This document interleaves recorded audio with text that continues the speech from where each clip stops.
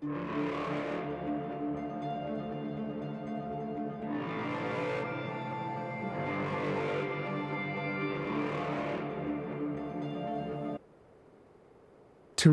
good evening. How's it going today? I'm good. How are you? I am great. I appreciate you jumping on this episode of Inclusive Cyber. I'm going to put you on the spot. How did we meet, if you remember? Well, I think we've met online on LinkedIn, but in person at Rocky Mountain Information Security Conference this year. Yeah, that's right. And it was so serendipitous. I think it was lunchtime. And you and another young lady just sat down, and then we just started having a great conversation. Yeah, and you're so interesting that it was just really captivating to talk to you. And I was really glad that we met. It's one of those things that I wasn't going to go to that particular conference. It was late. I think it was a Tuesday, if I'm not mistaken. I signed up at 10 p.m. Monday night to go to that conference. It was just an amazing conference. I met a lot of great people. A lot of guests for Inclusive Cyber were able to jump on a call with me. So I appreciate, again, your time. And for the audience, can you give a quick background? I've been in cybersecurity for about 10 years. I've done technical writing, project management, and user experience design and management. So have just really enjoyed it, but I came from a very different kind of background. I really want to explore that different type of background because maybe 25 years ago, it wasn't cybersecurity, it was called IT. And then IT folks started becoming security experts, right? Or at least wearing double or triple hatted. So I know you have I guess what you would call a non-traditional background. So what was your initial background? And then what motivated you to get into the IT and cybersecurity space? I have a bachelor's degree from the University of Denver in art history and anthropology. And in between my bachelor's degree and master's, I went to CU Denver and studied biology, chemistry, Spanish, and geology because I, at one point, thought I was going to go into forensic anthropology, but that didn't work out. Then I went to CSU, Colorado State University, and got a master's degree in genetic anthropology and international development. It's not until, I think, 2018, 2019 that I kind of made my way into network security at Arapahoe Community College and studied there for a few years, but really got into IT and cybersecurity through the technical writing that I had done throughout my career. I've done technical writing for over 20 years. Oh, wow. And you're a writer beforehand. Is that correct? Yeah, I mean, I've always excelled at writing and reading and doing research and stuff like that. I was doing stuff really early with technical writing and writing standard operating procedures and user manuals and stuff like that. In about 2014, I worked at Catholic Health Initiatives as a senior technical writer in security engineering, and I just kept taking jobs that were kind of in the same vein. So then were you doing primarily SOPs or were you actually kind of doing hands-on keyboard in those roles? So it was primarily writing and doing research. So policies, standards, operating procedures, knowledge-based articles. And it wasn't until I would say 2016 that I was at Polycom. I was hired as a technical writer, but I ended up being a project manager and becoming their customer experience manager. That I really started thinking about like cybersecurity and, not really understanding what network infrastructure and firewalls and VPNs were as I was part of their professional services business unit. And so that just got me very curious. And so that's when I went to school for network security and computer network at ACC. So, Teresa, you said the magic word, curious. A lot of people, and I would say society as a whole, they're not curious about whether it's cybersecurity or IT or even the society in general. It seems like we're missing that in society, just being curious. So I really love that because I think the only way to really grow in whatever profession is having that curious mindset. and asking questions. What's going on there? Why are you doing this? Why are you doing that? So now you're curious, you learn more about that. So now during your first couple of years in the industry, did you have any mentors supporting you along the way? Yeah, there was definitely a manager at Catholic Health Initiatives. Her name is Bree, that just, I'm not sure I would say like took me under her wing, but she was definitely like very supportive in terms of like kind of female empowerment. And I really, really liked that. And then the manager that I had at Polycom was there's actually two. They were both really encouraging of me taking on new responsibilities as a project manager and then as a customer experience manager for them. So there were just a couple opportunities where I felt very supported and, just led me down the road to cybersecurity. A lot of folks don't really have that supporting environment where their bosses are able to, provide new opportunities for them to grow and learn. It typically doesn't have to be an official mentor program, because I know different companies have like official mentors.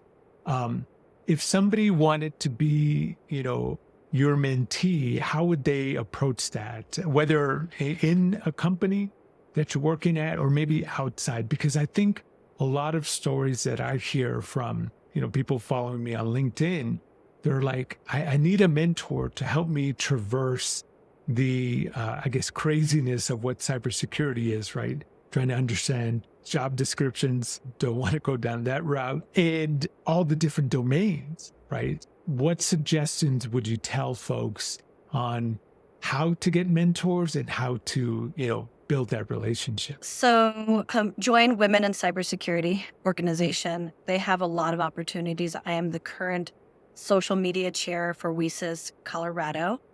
And we are always kind of like looking in for partnerships for our organization, but our headquarters, they are creating opportunities for women in cybersecurity to have those mentors and mentees.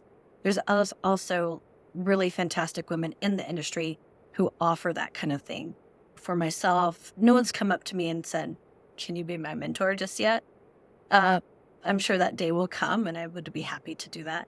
But I have an intern right now. She's a fall intern. She is our content and marketing strategist. She's here for the fall. And I found her through Jefferson County Workforce Center. It's just nice to help her learn more about cybersecurity. We had another person on our team who's now working somewhere and full-time, giving people the opportunity to kind of grow in the field as newbies. I think that's really helpful. Yeah, definitely. I know some people struggle reaching out to people. I guess what advice, or, as an example, there's somebody asking me, well, I reached out to this individual 4 times and I've gotten crickets, right? No responses. And at least what I try to tell them, look, first, don't take it personal. And if they probably have more than 5,000 followers on LinkedIn, then they're probably going to be super busy, right? So don't take it personal, but how would you answer questions to that? Or is there like a definitive number that you go and use when you reach out to be somebody's mentee? Is there a kind of a set rule or, what you follow? Yeah, I don't know that there's a set rule, but I think you kind of just have to go with your instinct and your intuition. So there's definitely been people that I've reached out to asking for help in some particular area of cybersecurity. And they might respond, but then and I might follow up, but then there's kind of like a breakdown in the communication where we're busy. We're busy women, we're busy moms. And so then that person isn't the right person, and that's okay. The right person is there and will give you the time of day and will make an effort to set up a one-on-one with you. Maybe it's just an informational meeting. That's 15, 20 minutes. Maybe that's what I can offer you. You start to build some commonality with someone. Last Friday, I have a mentor session with the people in my entrepreneur program. But then I met someone at Armisk and we just had a bunch of things in common because we're both kind of like in a security awareness realm. And so I really wanted to speak to him. We had set up a follow-up after I talked to him after his presentation, and then met with him again a month and a half or so later, and that was last Friday. Just really wanted to learn more about him, learn more about his company. And, we have started to build a relationship because we have some things in common. If you're on LinkedIn, start looking for people who inspire you. Start looking for people who are doing what you might want to be doing, and just, send them a message and say, can I have 15 minutes of your time? Definitely great advice. There's a Mexican saying, if you don't talk, nobody hears. If you don't request that help, that, hey, do you have 10 or 15 minutes of your time? But also make sure you understand what you want to get into. Because I know I get a lot of requests. Help me get into cybersecurity. I'm like, sure, tell me what you want to do.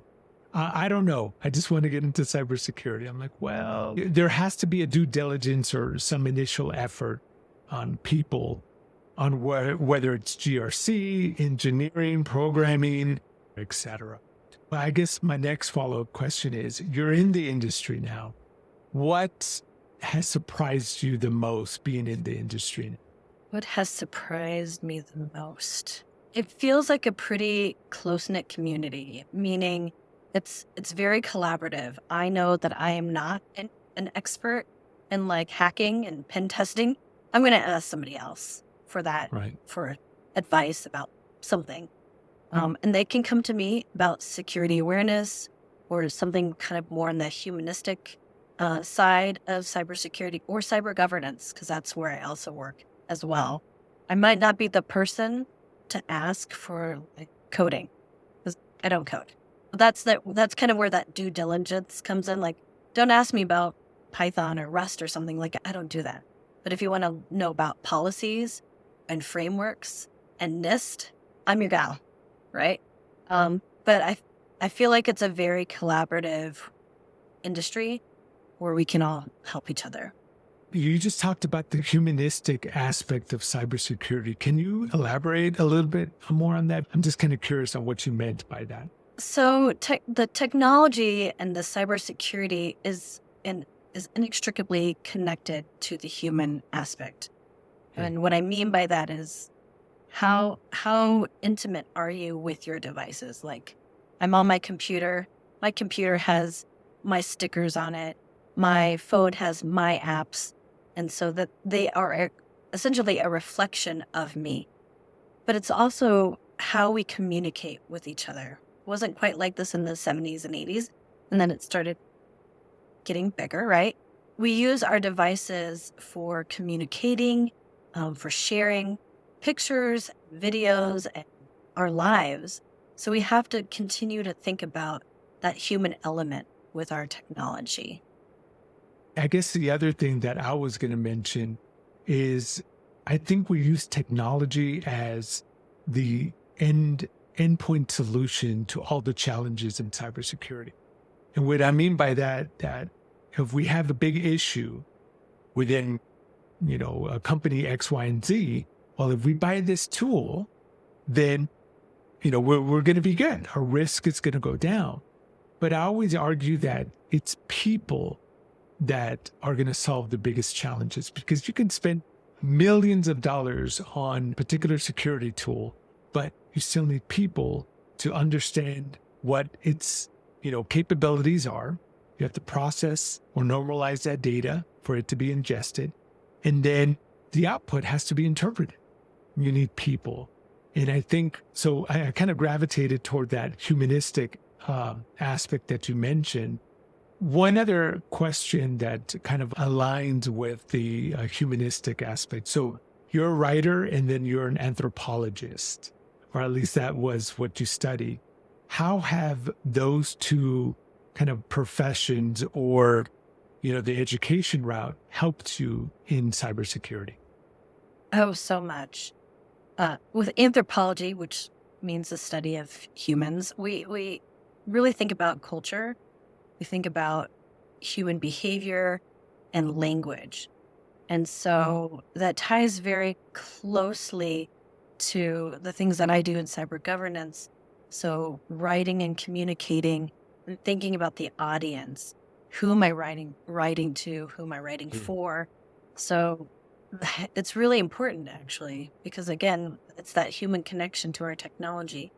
I've been able to travel a lot with anthropology and for vacations and for work and stuff like that. You get to experience new things, and that you can bring that experience into cybersecurity, into writing, or, understanding culture of a company.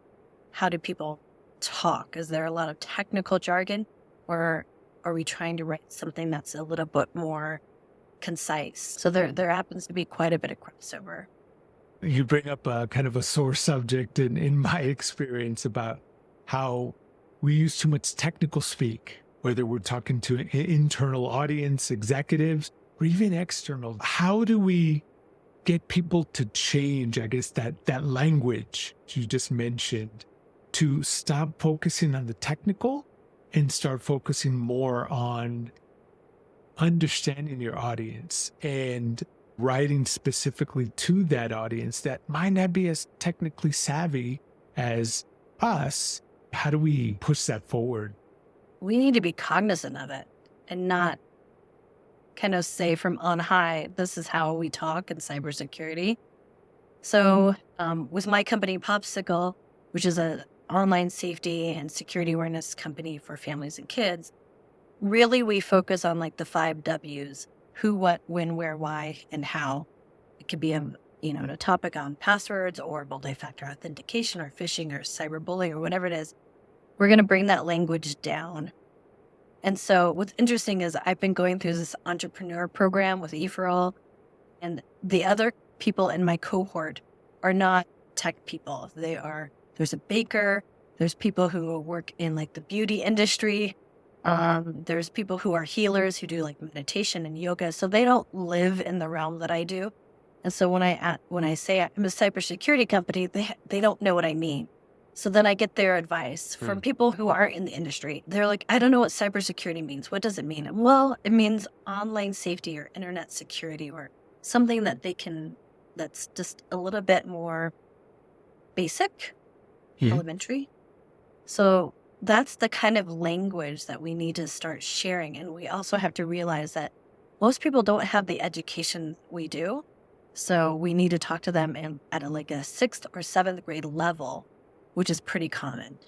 Right. So if we think of it in that frame of mind, then we might capture more attention, because then we're giving little smaller chunks without what does cyber hygiene mean?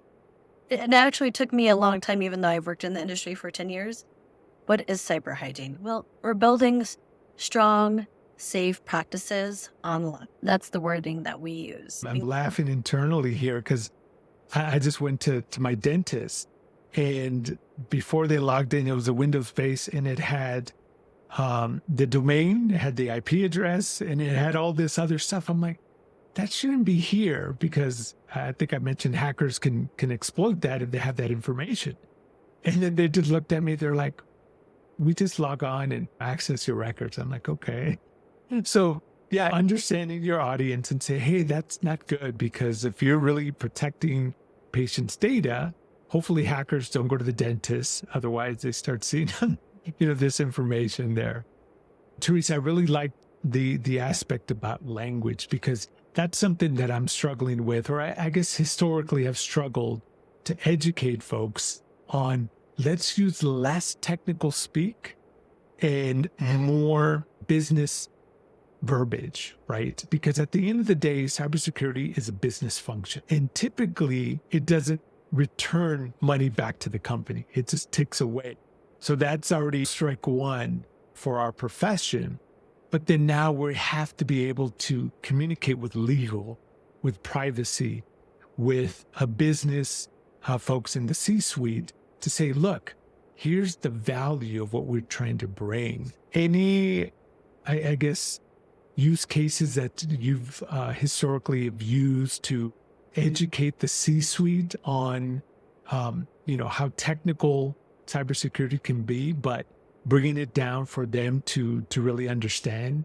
the value of what we're trying to do for the company. I guess you could summarize things and then bring it down to the level. You don't want to be condescending and you don't want to talk up here, but they're also not dummies if they're on a C level, right?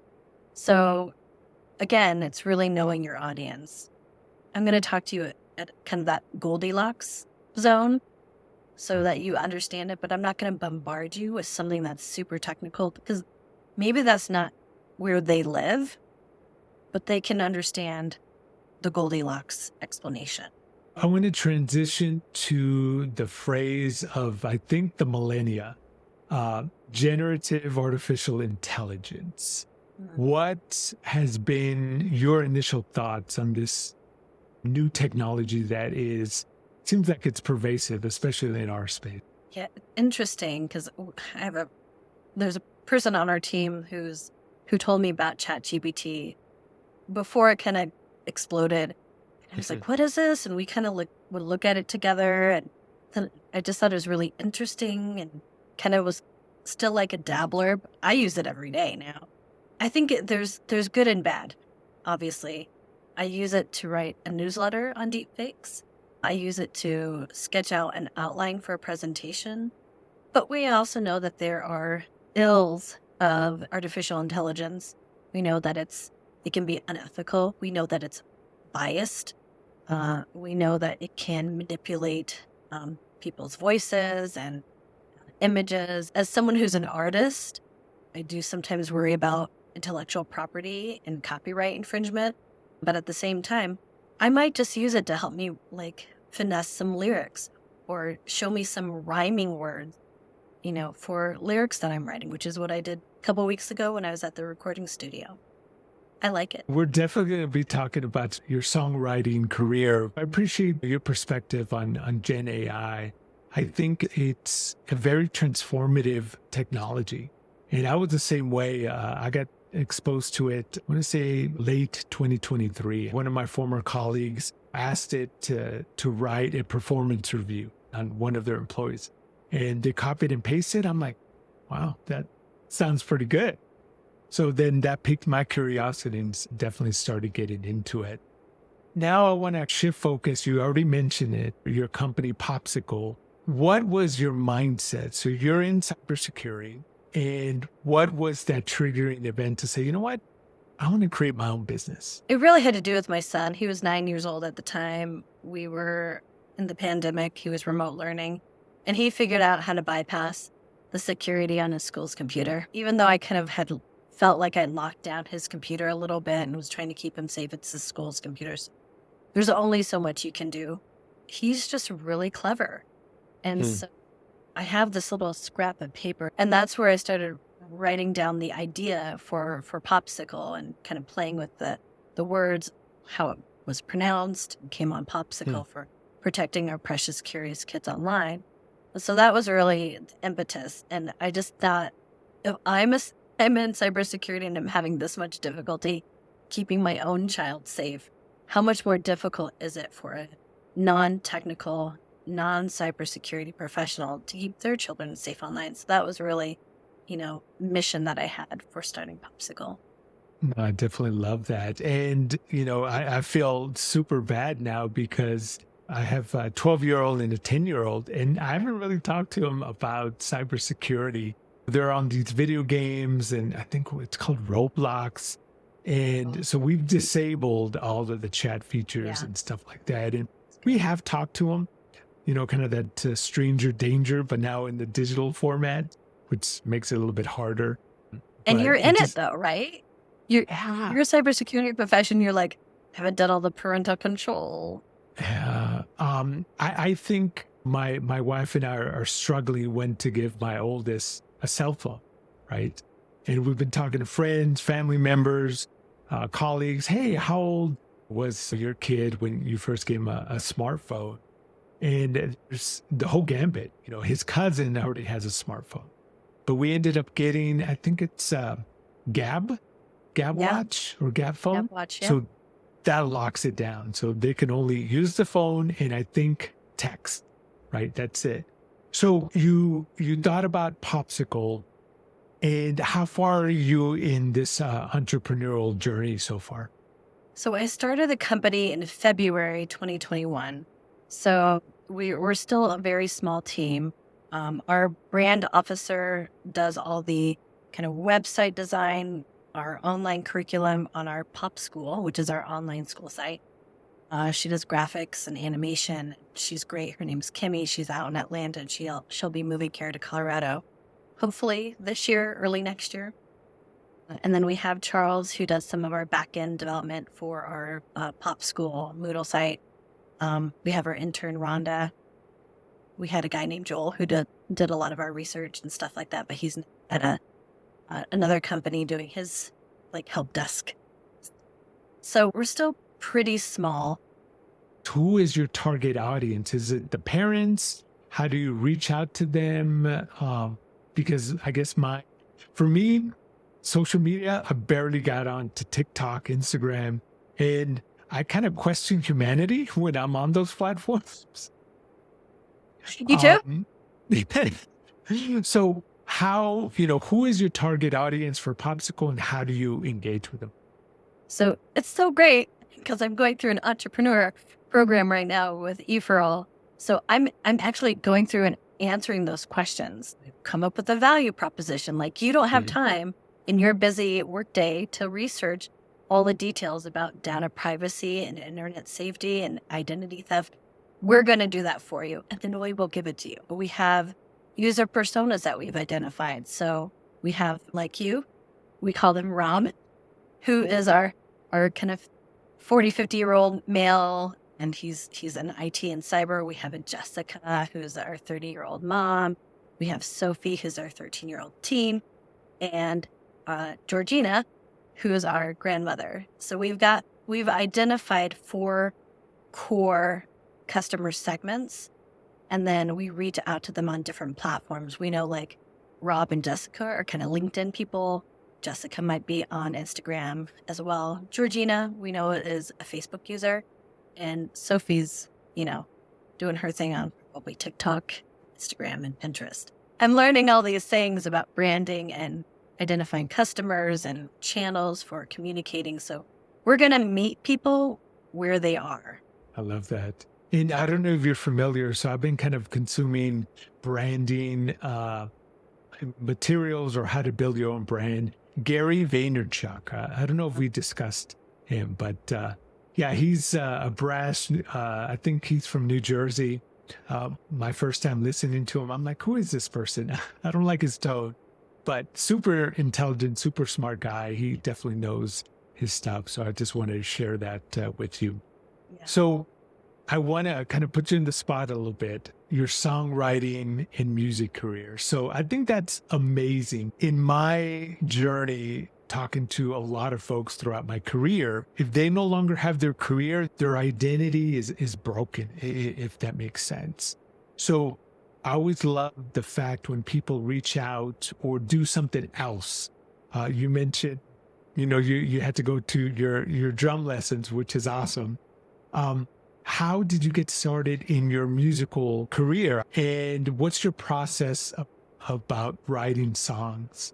Where does your inspiration come from? So I've always been kind of a singer-songwriter. I actually have a little tape of myself at the age of 9 singing. I love that.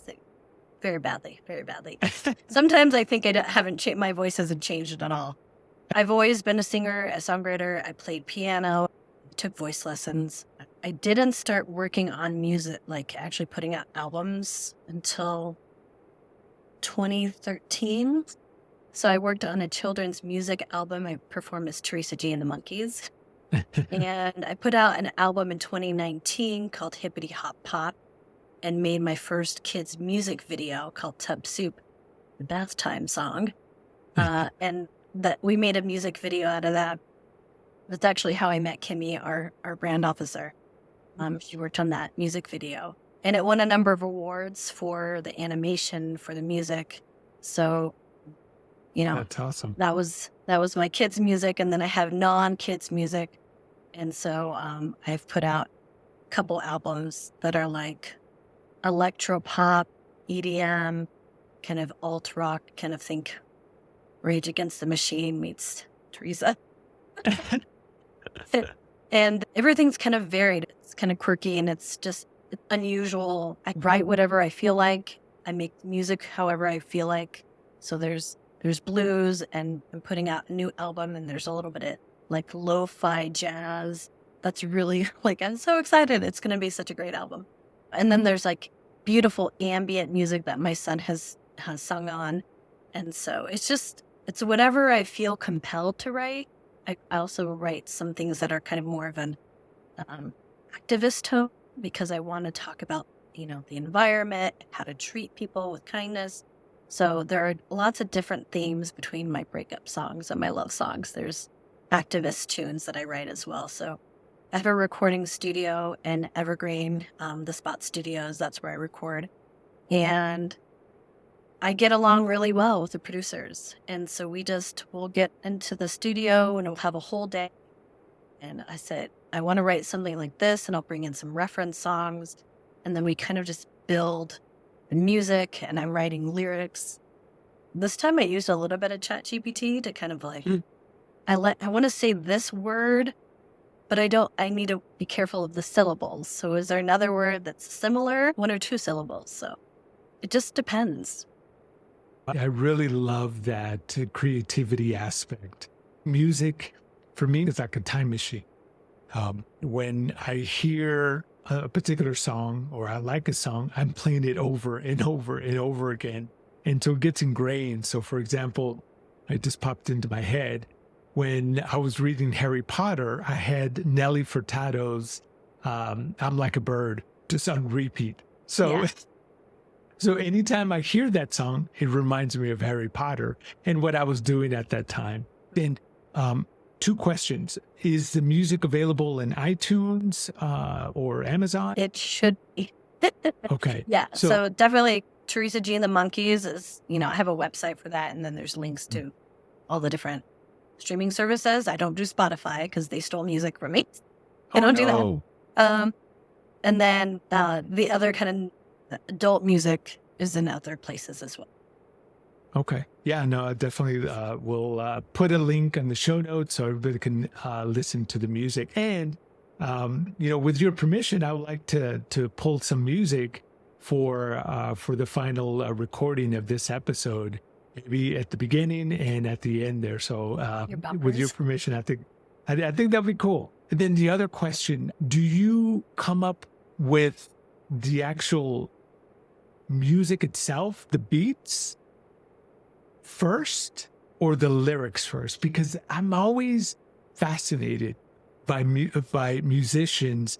There was one rap artist that they had a tape of just the instrumental and they put in the words in later. But then hearing kind of my favorite songs, I'm like, it just sounds perfect, right? The end state. And just kind of curious, for your songs, do you come up with the music first and then the lyrics, or the other way around? It's both. It's funny because I wrote a new song called Bedazzle. There's like a scratch vocal and then there's a final vocal. Haven't gotten into the studio for the final vocals yet. But I pulled lyrics from a song that I wrote in 1993 about a boyfriend. and we just were like, I want to write a lo-fi song, and it has kind of this feeling. So then we think about the feeling, and then Glenn, my record producer, will start kind of playing with things. I'm like, ooh, I really like that. Oh, that's got a cool vibe. Can we add some bell, or can we add more like saxophones? So I do play the drums. I haven't played the drums on a track yet. And then I can write the lyrics and do like the top line writing over the music that we start creating. It's both. I have the lyrics and I might already have the melody in my head, which I've written well over 100 songs. So I already have a melody and I just need to give him what's in my head. Right. Or he'll play a little riff of something. I'm like, I already hear the lyrics, so let me start writing. Yeah. No, I love this. Sorry, I'm geeking out about your music career. I'm going to be, a fan there and start listening to it. I know we're coming up to the end of the interview. I'd love to continue this at a later time or get you back on the show. But the way I end the podcast is, I love reading, and I'm in the middle of 15 books. This weekend, I went to Barnes& Noble and got more books that I shouldn't have because I don't know when I'm going to read them. But what book have you just recently finished or currently in that you'd like to share with the audience? I started reading Rachel Rogers' We Should All Be Millionaires. And, not that I'm like, I want to be a millionaire, but there's things in there that are just really empowering because I sort of just want to crack the code of how do I really take care of my family? I'm taking care of my elderly mother. I'm taking care of my son who has special needs.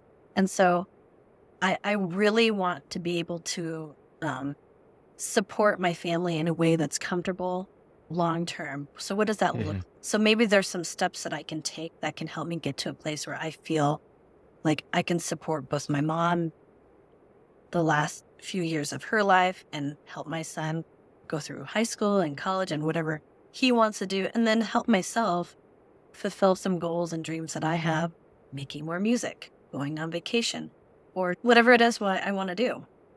So that's a book that I've just kind of been, when she asks the prompt, I'm writing down what does this thing look like for me so that I have a better understanding of how I can be successful, knowing that being wealthy doesn't just mean having money. It means having some freedom to do the things that I want to do. No, I love that. And I'll make sure to put that in the show notes so I can get a copy of that book. I've never heard of that book, and I'll definitely probably be adding another book to my collection. I know what you mean. But with that being said, Teressa, thank you for this opportunity to chat with me. I love all your different projects that you're working on, and I wish you success with PopCykol, with your music career, and obviously with your cybersecurity writing journey as well. So again, I appreciate you being on the show. Thank you so much for having me. I really enjoyed getting to know you and sharing my story of how I got into cybersecurity.